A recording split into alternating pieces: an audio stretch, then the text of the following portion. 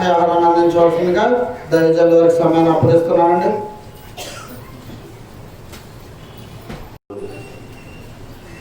ఈ అమూల్యమైన సమయాన్ని సద్వినియోగపరచుకుంటూ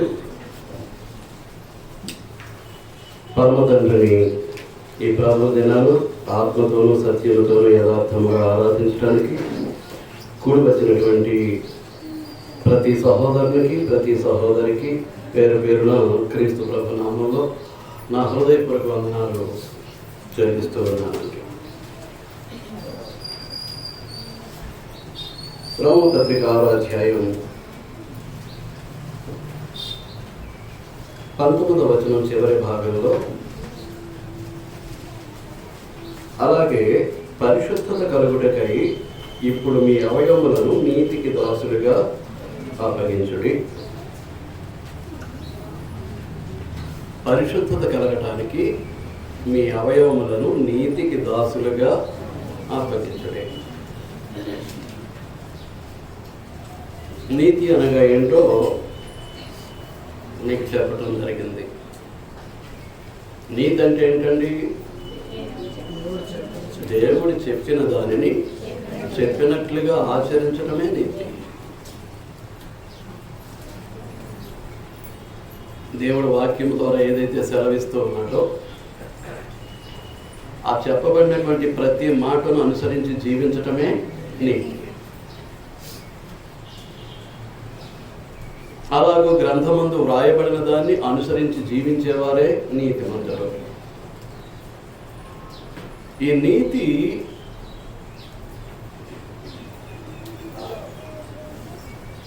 మనం కలిగి ఉన్నప్పుడు మనకు కలిగేటటువంటి ప్రతిఫలం ఏంటంటే పరిశుద్ధత. మనం నీతిని నెరవేర్చుకుంటూ వెళుతూ ఉంటే, దేవుడు చెప్పిన ప్రతి మాటకు విధేయత చూపుడుతూ ఉంటే, లోబడుతూ ఉంటే, తద్వారా మనకు కలిగే ప్రతిఫలం పరిశుద్ధత. ప్రతిఫలం ఏంటండి? పరిశుద్ధత.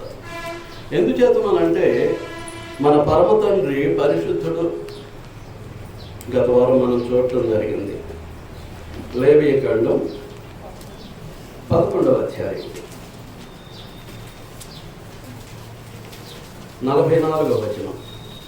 నేను మీ దేవుడనైన యెహోవాను, నేను పరిశుద్ధుడను గనుక మీరు పరిశుద్ధులైనట్లు మిమ్మల్ని మీరు పరిశుద్ధపరచుకునవలెను. ఏమని చెప్తున్నాడు? నేను మీ దేవుడైనటువంటి యెహోవాను, నేను పరిశుద్ధుడను కనుక మీరు పరిశుద్ధులైనట్లు మిమ్మల్ని మీరు పరిశుద్ధపరచుకునవలెను. ఇక్కడ ఏమంటూ ఉన్నాడు? పరిశుద్ధపరచుకోవాలి. ఏం చేయాలి? పరిశుద్ధపరచుకోవాలి. అలాగే 45వ వచనానికి వస్తే, నేను మీకు దేవుడనై ఉండుటకు ఐగుప్తులో నుండి మిమ్మల్ని రప్పించిన యెహోవాను, నేను పరిశుద్ధుడును గనుక మీరు పరిశుద్ధులు కావాలను. అక్కడేమో మిమ్మల్ని మీరు పరిశుద్ధపరచుకోవలను అన్నాడు. ఇక్కడేమంటున్నాడు? ఏమంటున్నాడండి? మీరు పరిశుద్ధులు కావాలి. అంటే పరిశుద్ధపరచుకుంటే పరిశుద్ధులు అవుతారు. మీకు అర్థమవుతుందా అండి? పరిశుద్ధపరచుకుంటే పరిశుద్ధులు అవుతారు. పరిశుద్ధపరచుకోవడానికి ఉపయోగపడేది ఏదన్నమాట? నీతి. ఆ నీతి అంటే ఏంటి? దేవుడు గ్రంథమందు ఏదైతే వ్రాసి పెట్టించాడో, వ్రాసి పెట్టినటువంటి ప్రతి మాటను అనుసరించి మనం నడుచుకునేటప్పుడు we will become a righteous. మనం నీతిమంతులం అవుతాం. ఏమవుతామండి? నీతిమంతులం అవుతాం. నీతిమంతులకు కలిగేటటువంటి ప్రతిఫలం ఏంటి? పరిశుద్ధత. అలాగే 19వ అధ్యాయంలో కూడా ఇదే మాటను ఉటంకిస్తాడు. చూడండి, 19వ అధ్యాయం 2వ వచనం. మీరు పరిశుద్ధులై ఉండవలెను. ఏమంటున్నాడండి? మీరు పరిశుద్ధులై ఉండవలెను. మీ దేవుడనైన యెహోవానగు నేను పరిశుద్ధుడనై ఉండవలెను. అక్కడ పరిశుద్ధపరచుకోమన్నాడు 44వ వచనంలో. 45వ వచనంలో పరిశుద్ధులు కావాలను అన్నాడు. ఇక్కడ మీరు ఎలా ఉండాలి? పరిశుద్ధులై ఉండాలి. ఎంతవరకు? మరణ పర్యంతం. ఈ జీవితం ఈ భూమి మీద ముగిసిపోయేంత వరకు మనం ఎలా ఉండాలన్నమాట అండి, పరిశుద్ధులుగానే ఉండాలి. కానీ దీనికి ప్రత్యామ్నాయం మరొకటి లేదు అనేటటువంటి సత్యాన్ని మనం గుర్తించవలసినటువంటి అవసరత మన మీద ఉంది. అందుచేతనే దేవుడు ఏం చేశాడు అనుకున్నాం, తన కుమారుడైనటువంటి యేసుక్రీస్తు ప్రభు యొక్క సహవాసానికి మనలను పిలిచినట్లుగా మనం చూసాం. చూడండి, కొరింథీయులకు రాసినటువంటి మొదటి పత్రిక, కొరింథీయులకు రాసినటువంటి మొదటి పత్రిక, మొదటి అధ్యాయం 9వ వచనం. 9వ వచనం. మన ప్రభువైన యేసుక్రీస్తు అను తన కుమారుని సహవాసములకు మిమ్మల్ని పిలిచిన దేవుడు నమ్మదగిన వాడు. దేనికి పిలిచాడు? దేనికి పిలిచాడు? తన కుమారుని సహవాసానికి పిలిచాడు. లోక సామెత ఏంటంటే 6 నెలలు సహవాసం చేస్తే వారే వీరవుతారు. యేసుక్రీస్తు ప్రభు మనవలే రక్తమాంసాల్లో పాలివాడై ఉన్నప్పటికీ, మనవలే భౌతిక శరీరాన్ని కలిగి ఉన్నప్పటికీ ఆయన ఎలా ఉన్నాడు? పరిశుద్ధులుగానే ఉన్నాడు. తన భూమి మీద శరీరధారిగా జీవించినటువంటి 33.5 సంవత్సరాల కాలంలో ఆయన ఎలా ఉన్నాడు? పరిశుద్ధులుగానే ఉన్నాడు. పరిశుద్ధులుగా ఉన్నాడు కాబట్టి ఆయన రక్తమాంసాల్లో పాలివాడనైనటువంటి మనలను ఎవరికి సహవాసంగా పిలిచాడు? పరిశుద్ధులైనటువంటి రక్తమాంసాల్లో పాలిభాగస్తుడైనటువంటి యేసుక్రీస్తు యొక్క సహవాసానికి పిలిచాడు. ఏం చేద్దంటే ఆ సహవాసంలోనైనా మనం ఏమవ్వాలి? పరిశుద్ధం అవ్వాలి. ఆ సహవాసంలో మనం ఏమవ్వాలి? పరిశుద్ధం అవ్వాలి. మీరు అర్థమవుతుందా? అది దేవుని యొక్క ఉద్దేశ్యం. అంచేతనే తెస్సలోనికీయులకు రాసినటువంటి మొదటి పత్రిక, పౌలు తెస్సలోనికీయులకు రాసినటువంటి మొదటి పత్రిక 4వ అధ్యాయం 7వ వచనం. పరిశుద్ధులగుటకే దేవుడు మనలను పిలిచెను గాని అపవిత్రులుగా ఉండుటకు పిలవలేదు. ఏమంటున్నాడండి? పరిశుద్ధులగుటకే దేవుడు మనలను పిలిచెను కానీ అపవిత్రులుగా ఉండుటకు పిలవలేదు. అంటే మనం ఎలా ఉండాలన్నమాట? క్రీస్తు ప్రభు యొక్క సహవాసంలో, క్రీస్తు పరిశుద్ధ శరీరమైనటువంటి క్రీస్తు ప్రభు యొక్క సంఘంలో మనం ఎలా ఉండాలి? క్రీస్తు ఎంతటి పరిశుద్ధుడో మనము కూడా అంతే పరిశుద్ధులుగా ఉండాల్సినటువంటి అవసరం ఉంది. అందుచేతనే ఆయన దేనికి పిలిచాడు మనలను? దేనికి పిలిచాడండి? పరిశుద్ధులగుటకే మనలను పిలిచాడు.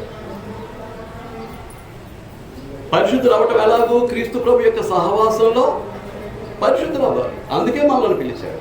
పిలిచినటువంటి దేవుడు నమ్మదగినవాడు. మీకు అర్థమవుతుందో లేదో?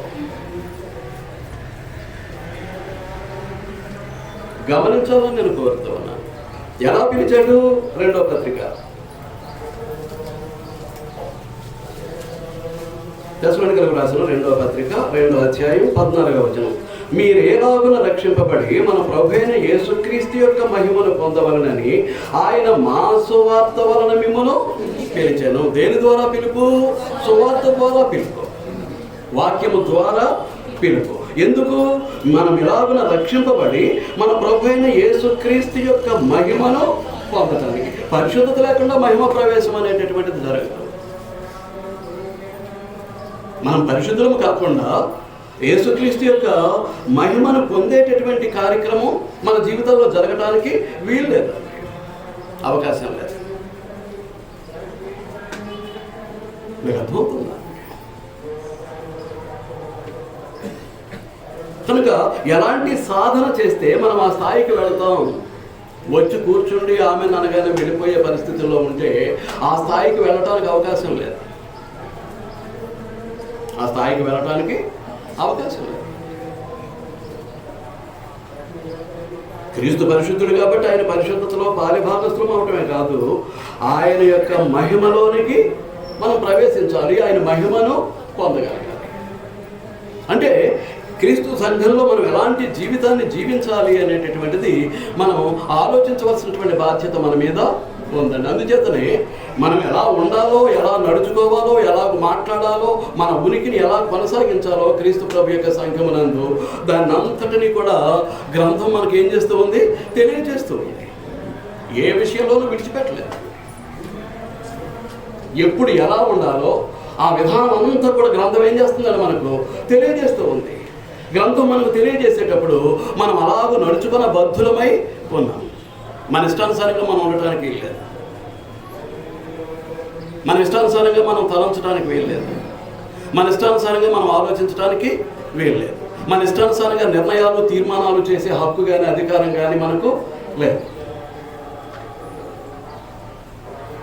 ఏం చేద్దామంటే మనం దేవుని యొక్క కుమారులు కుమార్తెలు.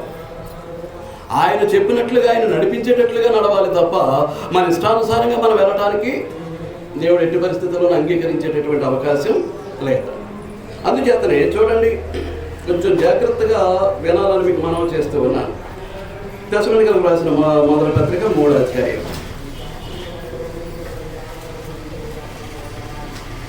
తెస్సలోనికీయులకు రాసిన మొదటి పత్రిక 3వ అధ్యాయం, క్షమించండి 4వ అధ్యాయం, 4వ అధ్యాయం 3వ వచనం. తెస్సలోనికీయులకు రాసినటువంటి మొదటి పత్రిక 4వ అధ్యాయం 3వ వచనం. మీరు పరిశుద్ధులగుటయే, ఏమంటున్నాడండి? మీరు పరిశుద్ధులగుటయే అనగా మీరు జారత్వమునకు దూరముగా ఉండుటయే దేవుని చిత్తము. మీలో ప్రతివాడును దేవుని ఎరుగని అన్యజనుల వలె కామాభిలాష యందు కాక పరిశుద్ధత యందును ఘనత యందును తన తన ఘటమును ఎట్లు కాపాడుకొనవలెనో అది ఎరిగియుండుటయే దేవుని చిత్తం. చాలా భారమైనటువంటి వాక్య భాగం. అంటే మన జీవితాల వెనకతలు ఏముంది? దేవునికి ఒక చిత్తము ఉంది. అదేంటి అని అంటే పరిశుద్ధులుగా ఉండాలి. మనం ఎలా ఉండాలండి? పరిశుద్ధులుగా ఉండాలి. పరిశుద్ధులగుటయే అనగా మీరు జారత్వమునకు దూరంగా ఉండుటయే దేవుని చిత్తం అని మాట్లాడుతూ 4వ వచనానికి వచ్చేసరికి మీలో ప్రతివాడును దేవుని ఎరుగని అన్యజనుల వలె కామాభిలాష యందు కాక, దేని యందు కాక? కామాభిలాష యందు కాక. జారత్వము అన్నాడు మొట్టమొదట, రెండవది కామాభిలాష అన్నాడు. జారత్వం అంటే మనకు తెలుసు, ఫార్నికేషన్. వివాహానికి ముందు యవ్వన స్త్రీ పురుషుల మధ్యలో జరిగేటటువంటి పాపాన్ని ఫార్నికేషన్ లేక జారత్వము అంటారు. వివాహం అయిన తర్వాత వివాహేతర సంబంధాన్ని పెట్టుకుంటే దాన్ని వ్యభిచారము అంటారు. తర్వాత ఏమన్నాడంటే కామాభిలాష. ఇంగ్లీష్ బైబిల్ ఏమన్నాడంటే లస్ట్ఫుల్ ప్యాషన్ అన్నాడు. అంటే దురాశతో నిండినటువంటి అత్యాశ. కామాభిలాష అంటే అర్థం ఏంటన్నమాట అండి? దురాశతో కూడినటువంటి అత్యాశ, లస్ట్ఫుల్ ప్యాషన్.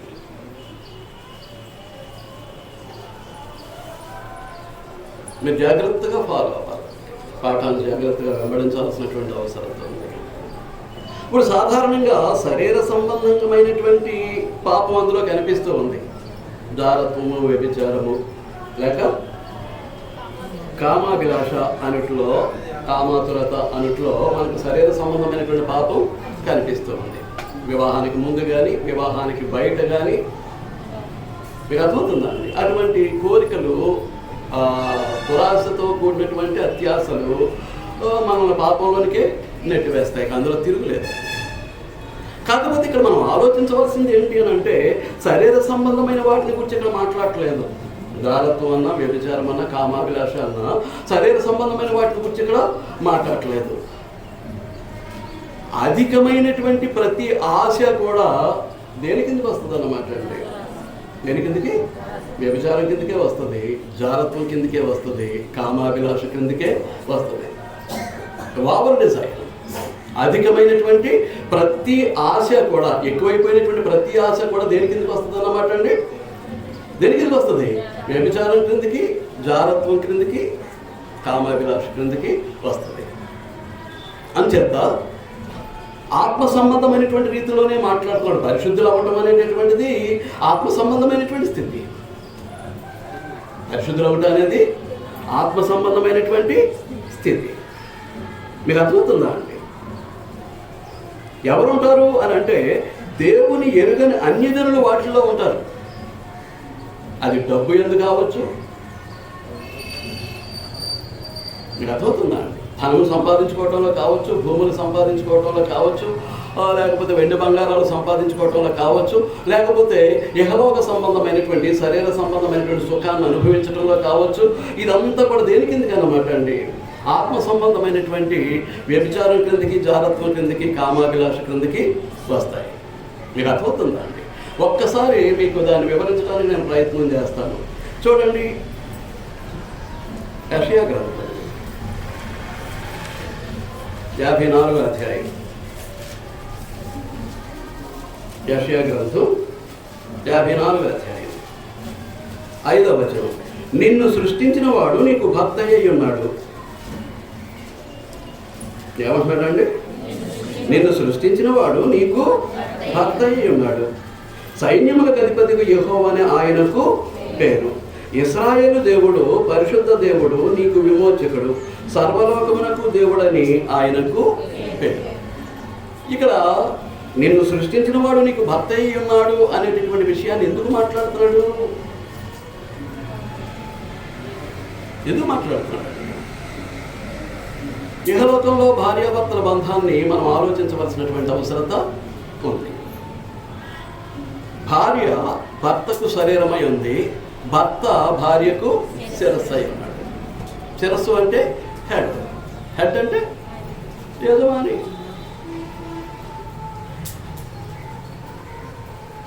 శారా ఏమంటుంది? నా యజమానుడు వృద్ధుడై ఉన్నాడు కాడా, నాకు ఇంకా పిల్లల, నాకు ఇంకా సుఖం కలుగుతుందా అని అడిగింది. కనుక ప్రతి భార్య దీన్ని దృష్టిలో పెట్టుకోవాల్సినటువంటి అవసరత ఉంది. మీకు అర్థమవుతుందా అండి? అంటే భర్త ఆదేశిస్తూ ఉంటాడు, భార్య ఏం చేస్తూ ఉంటుంది? జరిగిస్తూ ఉంటుంది, కార్యాలను జరిగిస్తూ ఉంటుంది. కొన్ని సందర్భాల్లో భర్తకు సలహా ఇస్తే ఇవ్వచ్చు, భర్తకు సలహా ఇవ్వచ్చు. కానీ భర్త యొక్క అధికారం కింద భార్య తన జీవితాన్ని నడిపించుకోవాలి. కనుక అదే భావనను పట్టుకొచ్చి దేవునికి మనకి మనం పోల్చి చూస్తే, దేవుడు ఆదేశించాలి, ఆజ్ఞాపించాలి. సంఘముగా ఉన్నటువంటి, విశ్వాసులుగా ఉన్నటువంటి, భక్తులుగా ఉన్నటువంటి మనం ఏం చేయాలి? ఆయనకి లోపడాలి.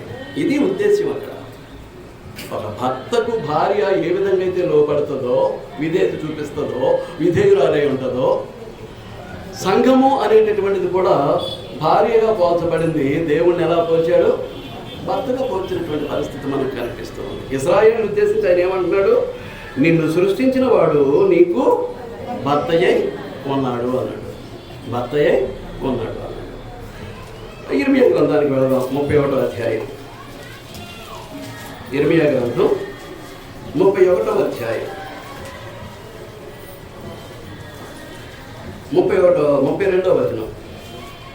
అంటే క్రొత్త నిబంధనల గురించి మాట్లాడుతూ 31 నుంచి తన ప్రజలతో, ఇశ్రాయేలుతోనూ, యోధా వారితో చేయబోయేటటువంటి నిబంధనల గురించి మాట్లాడుతూ 32వ వచనంలో ఆయన అంటున్నాడు, అది అనగా క్రొత్త నిబంధన, ఐగుప్తులో నుండి వారిని రప్పించుటకై నేను వారిని చెయ్యి పట్టుకొనిన దినమున వారి పితరులతో నేను చేసిన నిబంధన వంటిది కాదు. నేను వారి పెనిమిటినైనను వారు ఆ నిబంధనను భంగము చేసుకున్నారు. పెనిమిటి అంటే అర్థం ఏంటండి? భర్త. నేను ఇశ్రాయేలీయులకు పెనిమిటినై ఉన్నప్పటికీ వారు నాతో కుదుర్చుకున్నటువంటి నిబంధనలు ఏం చేశారు? వారు ఏం చేశారు? ఎలా వినాలి? ఏం చేశారండి? భంగము చేసుకున్నారు. ఇక బంధం కుదరదు. నిబంధన భంగం చేసుకున్న తర్వాత భార్యాభర్తల బంధం అనేటటువంటిది కుదరదు. అలాంటి బంధమే దేవునికి ఇశ్రాయేలీయులకు మధ్య కనిపిస్తూ ఉంది. ఎందుకు కుదరదు అని మనం ఆలోచన చేస్తే, ఇదే ఇర్మియా గ్రంథంలో మనం కొన్ని వచనాలు పరిశీలన చేద్దాం. చూడండి, 3వ అధ్యాయం. మీరు నన్ను అబద్ధం చేసుకోకూడదు. నేను లేఖనాలు చదివే మీకు వివరిస్తూ ఉన్నాను. మీరు మరో విధంగా ఆలోచించడానికి అవకాశం లేదు. చూడండి, 3వ అధ్యాయం 8వ వచనం నుంచి. 3వ అధ్యాయం 8వ వచనం నుంచి. ద్రోహిణియకు ఇశ్రాయేలు. ఇప్పటికీ రాజ్యము రెండుగా విడిపోయింది. ఇశ్రాయేలు రాజ్యము, యోధా రాజ్యం అని 2 భాగాలుగా విడిపోయింది. ఆ తర్వాత ఇశ్రాయేలీ రాజ్యముతోటి యోధా రాజ్యముతోటి దేవుడు మాట్లాడుతూ ఇర్మియా ప్రవక్త ద్వారా చెప్తున్నటువంటి సంగతులు. ద్రోహిణి అవి ఇశ్రాయేలు అంటే ఇశ్రాయేల్ రాజ్యం ఏమైపోయింది? ద్రోహిణి. స్త్రీలింగమా పుల్లింగమా? అంటే ద్రోహి పుంలింగం, ద్రోహిణి స్త్రీలింగం. ద్రోహిణి అంటే ఇశ్రాయేల్ రాజ్యాన్ని దేంతో పోలుస్తున్నాడు? ఒక స్త్రీతో పోలుస్తున్నాడు, ఒక స్త్రీతోటి పోలుస్తున్నాడు. ద్రోహిణి అవి ఇశ్రాయేలు వ్యభిచారము చేసిన హేతువు చేతనే నేను ఆమెను విడిచిపెట్టి ఆమెకు పరిత్యాగ పత్రిక ఇయ్యగా, ఆమెకు ఏం చేశాడు? విడాకులు ఇచ్చేశాడట. దేన్ని బట్టి? ఆమె చేస్తున్నటువంటి వ్యభిచారాన్ని బట్టి. ఇశ్రాయేలు రాజ్యము అనేటటువంటి స్త్రీ తాను చేసేటటువంటి వ్యభిచారమును బట్టి ఆమెకు ఏం చేశాడు? పరిత్యాగ పత్రిక ఇచ్చేశాడు. అంటే ఇప్పుడు దేవుడు ఎలా ఉన్నాడు? భర్తగా ఉన్నట్లు, ఇశ్రాయేలు రాజ్యము భార్యగా ఉన్నట్లుగా మనకు అనిపిస్తూ ఉంది. తర్వాత కిందకు వెళుతున్నానండి. ఆమెకు పరిత్యాగ పత్రిక ఇయ్యగా విశ్వాసఘాతకురాలకు ఆమె సహోదరి అయిన యోధ, రెండో రాజ్యాన్ని గురించి మాట్లాడుతున్నాడు. రెండో దాని గురించి మాట్లాడుతున్నాడు. ఇశ్రాయేలు రాజ్యము, ఇశ్రాయేలు యొక్క సహోదరి ఎవరు? యోధ. ఆమె సహోదరి, ఆమెకు వ్యభిచార కారణాలను బట్టి పరిత్యాగ పత్రిక ఇచ్చేశాడు, విడాకులు ఇచ్చేశాడు. ఆమె సహోదరి అయినటువంటి యోధ కూడా ఏం చేస్తుంది? విశ్వాసఘాతకులకు ఆమె సహోదరి అని యోధ చూచియు తాను భయపడక వ్యభిచారము చేయుచు వచ్చున్నాడు. అయ్యో, అక్క పరిస్థితి ఎలాగైపోయింది, మరి నా పరిస్థితి ఏంటని ఆలోచన లేదట యోధ రాజ్యానికి. ఇక్కడ 2 గోత్రాలు ఉన్నాయి, అక్కడ 10 గోత్రాలు ఉన్నాయి. ఇశ్రాయేల్ రాజ్యంలో ఎన్ని గోత్రాలు ఉన్నాయి? 10 గోత్రాలు ఉన్నాయి. ఇక్కడ యోధా రాజ్యంలో ఎన్ని గోత్రాలు ఉన్నాయి? 2 గోత్రాలు ఉన్నాయి. కనుక ఈమె వ్యభిచారము చేయుచు వచ్చుచున్నది, తాను భయపడక వ్యభిచారము చేయుచు వచ్చుచున్నది. వేటితో వ్యభిచారము చేయుచున్నది? రాళ్లతోనూ మొద్దులతోనూ వ్యభిచారము చేశారు. ఇశ్రాయేల్ రాజ్యం దేనితో వ్యభిచారం చేసింది? రాళ్లతోనూ మొద్దులతో. అంటే అర్థం ఏంటి? నిజమైనటువంటి దేవుడు అయినటువంటి నేను ఆమెకు భర్తగా ఉండగా ఆమె ఏం చేస్తుంది? విగ్రహారాధనకు వెళ్ళింది. రాళ్లతోనూ మొద్దులతో ఏం చేస్తుంది? విగ్రహాలను చేసుకొని వాటిని ప్రతిష్ఠించుకొని వాటికి పూజలు, పునస్కారాలు, ధూపదీప నైవేద్యాలు సమర్పించుకుంటూ ఆ 2 రాజ్యాలు కూడా అక్క చెల్లెలు ఇద్దరు కూడా ఏం చేస్తున్నారు? వ్యభిచారము చేస్తూ ఉన్నారు. ఏం చేస్తున్నారండి? వ్యభిచారము చేస్తూ ఉన్నారు. ఆమె నిర్భయముగా వ్యభిచారము చేసి దేశమును అపవిత్రపరిచింది. నిర్భయంగా వ్యభిచారం చేసి ఏం చేస్తుందట? అండి దేశాన్ని ఏం చేసింది? అపవిత్రపరిచింది. ఇప్పుడు మీ మనసులో వాక్యం దగ్గరికి వచ్చి ఉండాలి. అర్థమవుతుందంటారా? విషయం అర్థమవుతుందంటారా? రైట్. 13వ అధ్యాయానికి ఒకసారి వెళ్దాం. ఇర్మియా గ్రంథమే.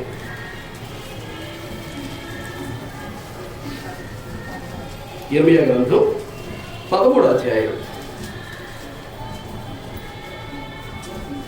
27వ వచనం. నీ వ్యభిచారమును, నీ సకిలింపును, నీ జార కార్యములను, కామాతురతను నేను ఎరుగుదును. పొలములలో ఉన్న మెట్టల మీద నీ హేయక్రియలు నాకు కనబడుచున్నవి. యెరూషలేమా, నీకు శ్రమ, నిన్ను నీవు పవిత్రపరచుకొని ఉండవు. ఇక నేను ఎంతకాలము ఎలాగో జరుగును, ఇక ఎంతకాలం ఎలాగో జరుగు.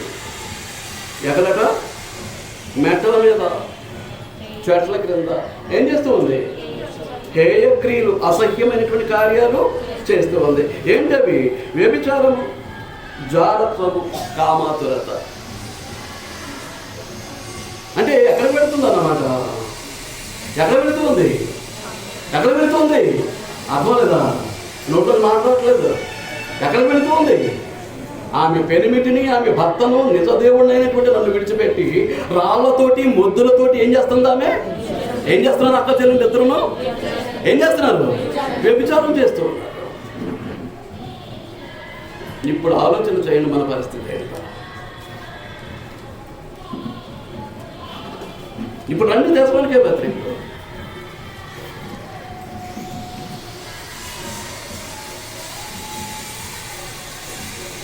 పరిశుద్ధులవుటయే అనగా మీరు జారత్వమునకు దూరముగా ఉండుటయే దేవుని చిత్తం. ఆత్మ సంబంధమైనటువంటి వ్యభిచారం, ఆత్మ సంబంధమైనటువంటి వ్యభిచారం. శరీర కోరికను నెరవేర్చుకునేటటువంటి వారు పరిశుద్ధులు కాదు. శరీర ఇష్టానుసారంగా జీవించేటటువంటి వారు పరిశుద్ధులు కాదు. లోక సుఖాన్ని ప్రేమించేటటువంటి వారు పరిశుద్ధులు కారు. వారు ఏం చేస్తూ ఉన్నారు? ఆత్మ సంబంధమైనటువంటి వ్యభిచారం, ఆత్మ సంబంధమైనటువంటి జారత్వం, ఆత్మ సంబంధమైనటువంటి కామాభిలాష లేక కామాతురత. ఈ శరీర కోరికలను, లోక సంబంధమైనటువంటి దురాశలను నెరవేర్చుకుంటూ వెళ్ళిపోయేటటువంటి వారు ఏం చేస్తూ ఉన్నారన్నమాట? ఆత్మ సంబంధమైనటువంటి జారత్వాన్ని, ఆత్మ సంబంధమైనటువంటి వ్యభిచారాన్ని, ఆత్మ సంబంధమైనటువంటి కామాతురతను, కామాభిలాషను కలిగి ఉన్నారు అని దేవుడు స్పష్టంగా ఏం చేస్తున్నాడు అన్నమాట అండి? తెలియజేసేస్తున్నారు. ఇటు వారు దేవుని యొక్క సన్నిధిలో పరిశుద్ధులుగా ఉండలేదు.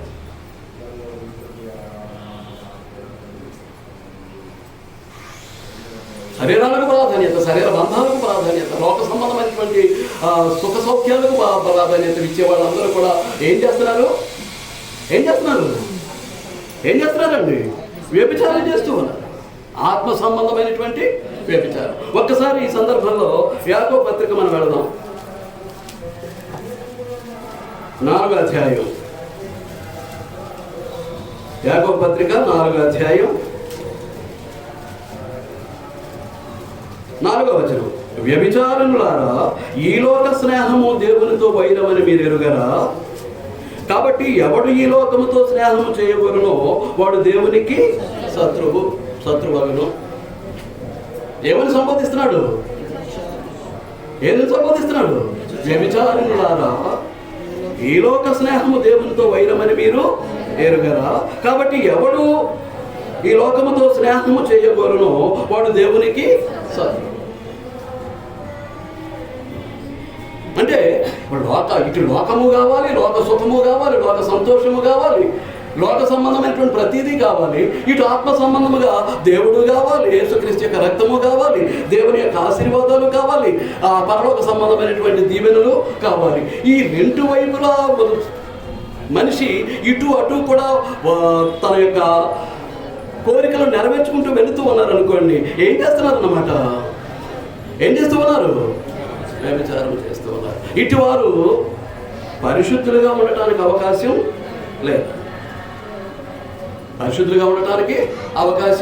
లేదు. బ్రతికితే లోకంలో కలిసిపో, లోకంతో బ్రతకం లేదు. దేవుని కొరకు దేవుని యొక్క సన్నిధిలో దేవునికి ఇష్టడుగా పరిశుద్ధులమై బ్రతకడానికి ప్రయత్నం చేయి. అంతే తప్ప అన్యజనులాగా మీలో ప్రతివాడును దేవుని ఎరుగని అన్యజనుల వలె కామాభిలాష యందు కాక పరిశుద్ధత యందు ఘనత యందును తన ఘటమును ఎట్లు కాపాడుకొనవలెనో. ఘటము అంటే కొండ. ఘటము అంటే అర్థం ఏంటండి? కొండ. మట్టి కొండనే ఏమంటాం? ఘటము అంటాం. చిన్న కన్నం పడిందంటే అది ఉపయోగపడుతుంది. మంచికి వాడుతున్నా, చెడుకు వాడుతున్నా, కుండకు చిన్న రంధ్రం పడింది అని అంటే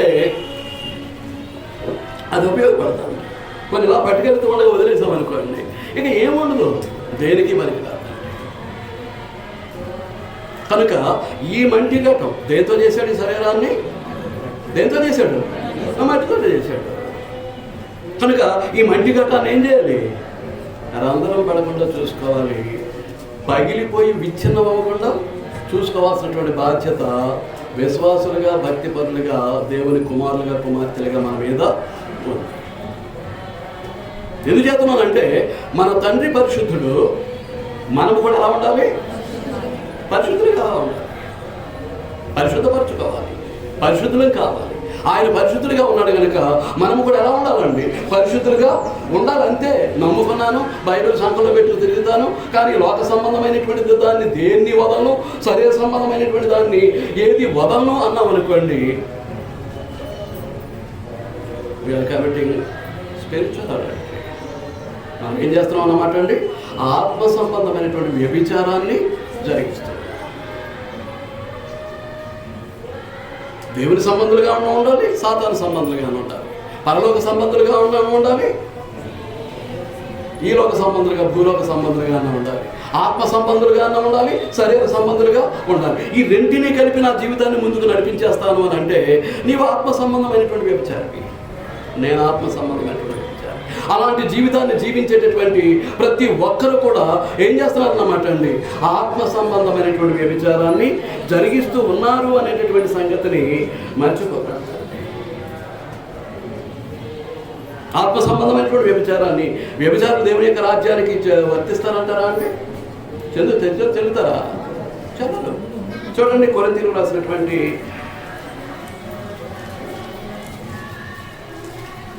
కొరింథీయులకు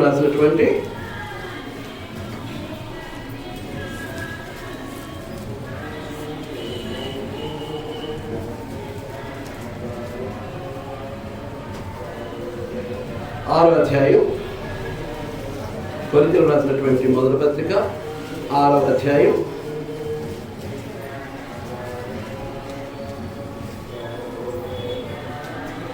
9వ వచనం నుంచి, అన్యాయస్తులు దేవుని రాజ్యములకు వారసులు కారని మీకు తెలియదా? మోసపోకడి, జారులైనను, విగ్రహారాధకులైనను, వ్యభిచారులైనను, ఆడంగితనము గలవారైనను, పురుష సంయోగులైనను, దొంగలైనను, లోభులైనను, త్రాగుబోతులైనను, దోషకులైనను, దోచుకుని వారైనను దేవుని రాజ్యమునకు వారసులు కారు. దేవుని రాజ్యానికి వారసులు కారు. స్పష్టంగా చెప్పేస్తున్నాడు. మీరు అర్థమవుతుందా అండి? స్పష్టంగా చెప్పేస్తున్నాడు. అలాగే ఎఫెసీయులకు రాసిన పత్రిక 5వ అధ్యాయం,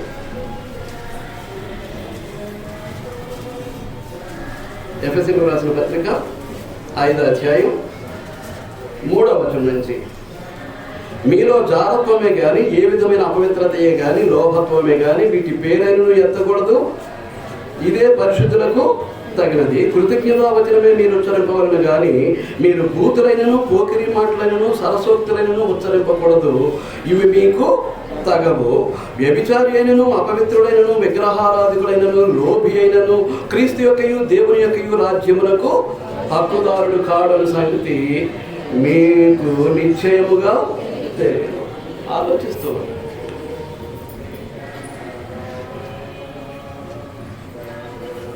భౌతికంగా శరీర సంబంధమైనటువంటి పాపం విషయంలో ముందుకు పోయేటటువంటి వారు ఎలాగో దేవుని రాజ్యానికి చెందారు. కానీ దేవుని రాజ్యమైనటువంటి క్రీస్తు ప్రభు యొక్క సంఘంలో ఉంటూ కూడా ఈ ఆత్మ సంబంధమైనటువంటి పాపాన్ని జరిగించుకుంటూ, ఆత్మ సంబంధమైనటువంటి జారత్వము, వ్యభిచారము, కామాభిలాష లేక కామాతురత కలిగి ఈ లోక సంబంధమైనటువంటి సుఖాల మీద అత్యాశ కలిగి, దురాశ కలిగి జీవిస్తున్నారు అనుకోండి. లోక సంబంధమైన లోకంతో స్నేహం చేస్తున్నారు అనుకోండి. దీన్ని ఏమన్నాడు? దేవున్నాడు వ్యభిచారులారా అని సంబోధించేశాడు. ఎవరిని సంబోధించేశాడు? వ్యభిచారం. కనుక మనం 2 పడవల మీద ప్రయాణం కుదరదు. 2 గుర్రాల స్వారీ కుదరదు. లోకము కావాలి, పరలోకము కావాలంటే కుదరదు. దేవుడు కావాలి, సాతాను కావాలంటే కుదరదు. శరీర సుఖము కావాలి, ఆత్మ సంబంధమైనటువంటి ఆనందము కావాలంటే కుదరదు. అందుచేతనే మనం స్పష్టంగా ఏమవ్వాలన్నమాట అండి, పరిశుద్ధులము కావాలి. ఇది దేవుని యొక్క కోరిక. మనం ఏమవ్వాలండి? పరిశుద్ధులం అవ్వాలి. మనం ఖచ్చితంగా ఏమవ్వాలి? పరిశుద్ధులము అవ్వాలి. కానీ పరిశుద్ధ పరిచేవాడు ఎవరు? దేవుడే. చూడండి, అదే తెస్సలోనికీయులకు రాసినటువంటి మొదటి పత్రిక 5వ అధ్యాయం, తెస్సలోనికీయులకు రాసినటువంటి మొదటి పత్రిక 5వ అధ్యాయం 23వ వచనం, సమాధానకర్తయగు దేవుడే మిమ్మల్ని పూర్ణముగా పరిశుద్ధపరచునుగాక. ఎవరు పరిశుద్ధపరుస్తారు? దేవుడే. దేవుడే మనల్ని ఏం చేస్తాడు? పరిశుద్ధపరుస్తాడు. ఎప్పుడు? మనం నీతి కలిగి ఆయన చెప్పినట్లుగా నడుచుకుంటే, మనం నీతివంతులమై దేవుడు చెప్పినట్లుగా నడుచుకుంటే ఆయన ఏం చేస్తాడు? మనల్ని పరిశుద్ధపరుస్తాడు. మరి ఆయన చెప్పినట్టుగా వినకపోతే, డాడీ నేను ఇంజనీర్ చేస్తాను, డాడీ నేను డాక్టర్ చదువుతాను, డాడీ నేను MBA చేస్తాను,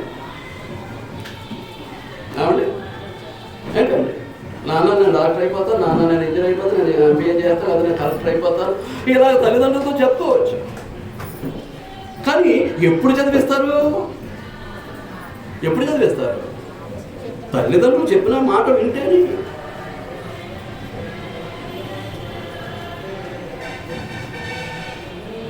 తండ్రి చెప్పినటువంటి మాట, తల్లి చెప్పినటువంటి మాట, ఏం చెప్పినప్పటికీ వాళ్ళు చదువుతా ఉన్నారు, చదివించడానికి తల్లిదండ్రులు సిద్ధపడ్డారు, కానీ చెప్పిన మాట వింటలేదు.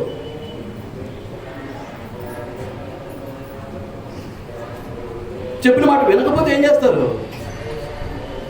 నెక్స్ట్ వచ్చినట్టు ఉండు, నేనేం చేయలేను.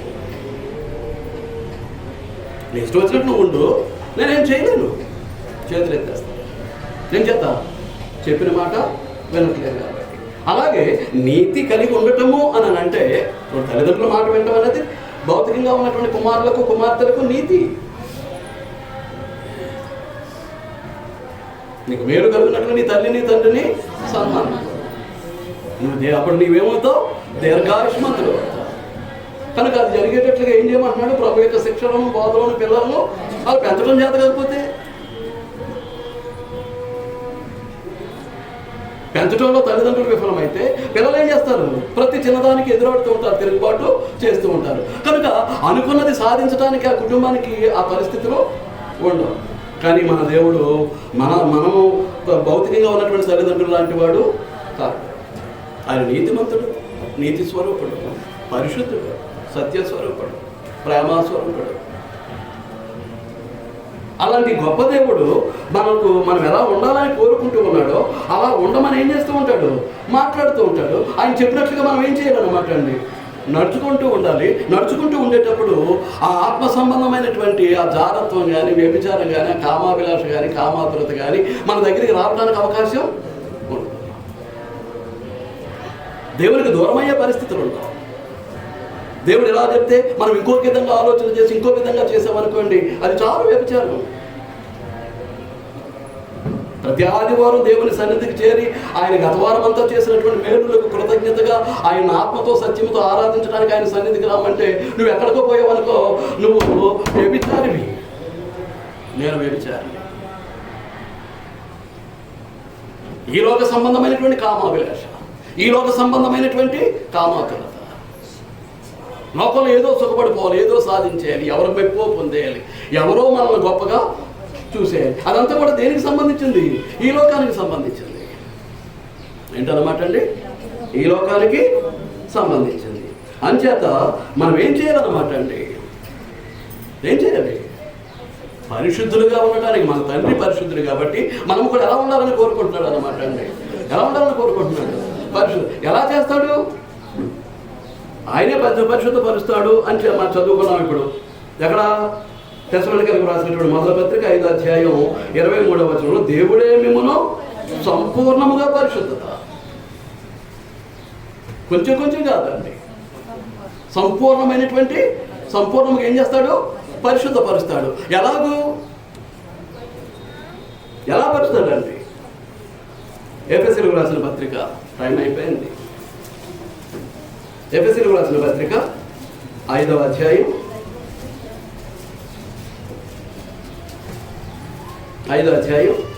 22వ వచనం నుంచి పైకి కిందకు చదువుకుంటూ వచ్చేస్తున్నాను చూడండి. స్త్రీలారా, ప్రభువునకు వలె మీ సొంత పురుషులకు లోబడి ఉండడి. దేవునికి, ఇశ్రాయేలు జనాంగానికి ఏ బంధం అనుకున్నాం? భార్యాభర్తల బంధం. ఇక్కడ క్రీస్తుకు, సంఘానికి ఏంటి? భార్యాభర్తల బంధము. కనుక స్త్రీలారా, ప్రభువునకు వలె మీ సొంత పురుషులకు లోబడి ఉండడి. క్రీస్తు సంఘమునకు శిరసయ్యునలాగున పురుషుడు భార్యకు శిరసై ఉన్నాడు. క్రీస్తే శరీరమునకు రక్షకుడై ఉన్నాడు. సంఘము క్రీస్తునకు లోబడినట్లుగా భార్యలు ప్రతి విషయంలో తమ పురుషులకు లోబడవలను. పురుషులారా, మీరును మీ భార్యలను ప్రేమించుడు. అటువలే క్రీస్తు కూడా సంఘమును ప్రేమించి అది కలంకమైనను ముడతైనను అట్టిది మరి ఏదైనను లేక పరిశుద్ధమైనది గాను నిర్దోషమైనది గాను మహిమగల సంఘముగాను ఆయన తన ఎదుట దానిని నిలువబెట్టుకొనవలనని వాక్యముతో ఉదక స్నానము చేత దానిని పవిత్రపరిచి పరిశుద్ధపరచుటకై దాని కొరకు తను తాను అప్పగించుకున్నాను. అది కదా క్రీస్తు తను తాను శిలువ మీద ఎందుకు బలిగా అప్పగించుకున్నాడు అని అంటే, సంఘం ఎలా ఉండాలట? పరిశుద్ధమైనది గాను నిర్దోషమైనది గాను మహిమగల సంఘంగా ఉండాలట. మహిమగా పరిశుద్ధమైనది గాను నిర్దోషమైనది గాను మహిమగల సంఘముగా అది ఉండాలి అని అంటే దాన్ని తన ఎదుట ఆయన నిలవబెట్టుకోవాలి అని అంటే ఏం చేస్తున్నాడు? వాక్యముతో ఉదక స్నానం. వాక్యం అనేటటువంటి ఉదకం అనగా నీరు. వాక్యం అనేటటువంటి నీటితో ఏం చేస్తున్నాడు? స్నానం. సమయం దొరికిన కొలది వాక్యం అనేటటువంటి నీటితోటి స్నానం. ఆరాధనలో వాక్యమైన నీటితోటి సంఘానికి ఏం జరుగుతుంది? స్నానం. బైబిల్ తరగతుల్లో ఏం జరుగుతుంది? వాక్యమైన నీటితోటి స్నానం. కృతజ్ఞత కూడికల్లో ఏం జరుగుతుంది? వాక్యమైన నీటితోటి స్నానం. కొన్ని శుభకార్యాల్లో కూడా ప్రార్థనలు పెట్టుకుంటే అప్పుడు కూడా ఏం జరుగుతుంది? వాక్యమైన నీటితోటి స్నానం. సువార్త కూడికల్లో ఏం జరుగుతుంది? వాక్యమైన నీటితోటి స్నానం. ఎందుకు చేద్దామనంటే దానిని పవిత్రపరిచి పరిశుద్ధపరచుటకై దాని కొరకు ఏం చేశాడు ఆయన? తాను అప్పగించేసుకున్నాడు. కనుక ఎలా ఉంటున్నారో మిమ్మల్ని మీరు పరిశీలించుకోండి. మీ ఇష్టాన్ని నెరవేరుతూ ఉందా? మీ జీవితాల్లో దేవుని యొక్క వాక్యం నెరవేరుతూ ఉందా? మీరు అనుకున్న దాన్ని మీరు జరిగించుకుంటూ ఉన్నారా? దేవుడు చెప్పినటువంటి మాట మీ జీవితాల్లో నెరవేరుతూ ఉందా? ఆలోచించాలని మీకు మనవి చేస్తూ ఉన్నాను. పరిశుద్ధపరుస్తున్నాడు అంటారా లేదంటారా? పూర్ణముగా పరిశుద్ధపరచునుగా. పరిశుద్ధపరుస్తున్నాడు అంటే ఎలా పరిశుద్ధపరుస్తున్నాడు? పరిశుద్ధ వాక్యంతోటే ఏం చేస్తున్నాడు? ఆ వాక్యం అనే నీటితో పరిశుద్ధపరిచేస్తున్నాడు. నీ వాక్యము నీరయ్యుండెను, మా దాహము తీర్చుచుండెను. నీ వాక్యము నీరయ్యుండెను, మా దాహము తీర్చుచుండెను. ఆ నీరే మాకు పానము, ఆ నీరే మాకు స్నానము పానము. నీ వాక్యము మాకు సగితివి, నీ వాక్యము మాకు సగితివి. దేవాని దివ్య వాక్యము ఇవిగా మాకు దొరికెను. శ్రద్ధనందుకు మీ అందరికీ హృదయపూర్వక కృతజ్ఞత వందనాలు తెలియజేస్తూ ఆత్మీయ హెచ్చరికలు ముగిస్తూ ఉన్నాం. వచ్చే వారం కొనసాగిద్దామండి. చెప్పబడినటువంటి పాఠాల గురించి మీరు ఆలోచన చేయండి. ఇలా మనకు ఆత్మీయ ఆహారాన్ని అందించినటువంటి మన దైవజనుల వారికి ప్రత్యేకమైన వందనాలు తెలియజేస్తున్నానండి.